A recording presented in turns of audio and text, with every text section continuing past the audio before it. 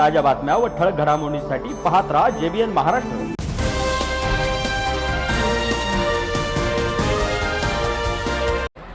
5वी ते 12वी पर्यंतचे त्यांना या ठिकाणी दिव्यांगाचं सर्टिफिकेट देण्याचं काम, अनेक विद्यार्थी असे आहेत की ते दिव्यांग आहेत पण त्यांना सर्टिफिकेट मिळवण्यासाठी जळगावला जावं लागतं, फेऱ्या माराव्या लागतात। आपल्याला माहिती आहे किती अडचणी त्या ठिकाणी असतात आणि म्हणून आज JP चव्हाण त्यांचे मित्र आहेत, जे माजी जिल्हा परिषद सदस्य सभापती होते, त्यांच्या वाढदिवसाच्या निमित्ताने आम्ही सिव्हिल हॉस्पिटलची टीम या ठिकाणी बोलवलेली आहे आणि शाळेतल्या मुलांची नोंदणी करून त्यांची तपासणी या ठिकाणी करतो। लहान मुलांची तपासणी आपण बाहेरच्या या ठिकाणी करतो आणि ज्यांना 40%च्या वर सर्टिफिकेट मिळेल त्यांना शाळेमध्ये शिकत असलेले विद्यार्थी त्यांना 2,500 रुपये महिना हा शासनातर्फे या ठिकाणी मिळत असतो मदत म्हणून। आणि म्हणून अतिशय एक मोठी गोष्ट या ठिकाणी या अपंग जे दिव्यांग जे आहेत विद्यार्थी त्यांच्यासाठी या ठिकाणी आहे। गेल्या वर्षी 17 मेला माझ्या वाढदिवसाच्या निमित्त त्या ठिकाणी अशीच चाचणी झाली होती, तपासणी झाली होती। 268 विद्यार्थी आले होते, त्यातल्या जवळपास 200च्या वर विद्यार्थ्यांना आता 2500 रुपये महिना या ठिकाणी मिळतोय।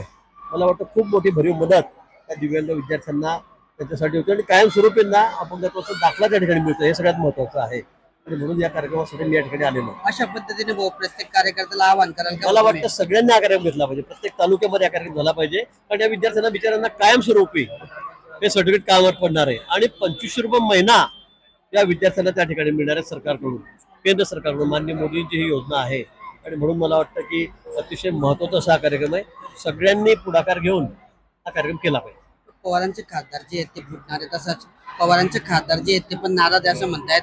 अशोक चव्हाण म्हणतायत ते पण पक्ष बदलण्याची तयारीत आहे। मला काही माहिती नाही, मला कोणी भेटलेलं नाही अजून, माझा कोणाशी संपर्क नाही आहे, त्यामुळे मी आज काही सांगू शकत नाही। नाशिकचे नगरसेवक पण भाऊ एकनाथ शिंदेच्या संपर्कात आहे, एकनाथ शिंदेकडे प्रवेश करायला सांगितलं जात आहे। मला काही माहिती नाही, मी आता 5 दिवस झाले मी झोपलेलो पण नाही, खरं 4-5 दिवस झाले मला माहिती आहे मी कुठे कुठे फिरत होतो। हा जिल्हा झाला की तो जिल्हा, रात्रभर दिवसभर माझं काम चाललं होतं। उद्या परवा सोमवारी मी गेलो की जरा माहिती घेतो। मुळशीची जी घटना घडली आहे तिच्यामधला जो तरुण आहे आपला, तो जळगाव जिल्ह्यातला मूळ रहिवासी आहे शिरसोलीचा, त्या ठिकाणी जो मयत झालाय त्याला काही शासनाकडून मदत मिळणार आहे का? त्यांना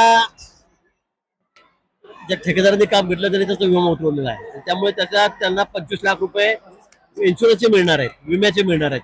10 लाख रुपये PCMC पिंपरी चिंचवड कॉर्पोरेशनने, महापालिकेने त्यांना त्या ठिकाणी देऊ केलेले आहेत, म्हणजे 35 लाख रुपये ते झाले आणि प्रत्येकाला नोकरी, त्याच्या घरातल्या एका माणसाला त्या ठिकाणी नोकरी मिळणार आहे। मला वाटतं बऱ्यापैकी मदत, तर म्हणजे जीवाची कुठली किंमत नाही पण चांगली मदत त्यांना त्या ठिकाणी मिळणार आहे। सरकारने सुद्धा जाहीर केले, मला वाटतं असे 35 ते 40 लाख रुपये प्रत्येकाला त्या ठिकाणी मिळतील आणि घरातल्या एका माणसाला नोकरी सुद्धा महापालिका त्या ठिकाणी देणार।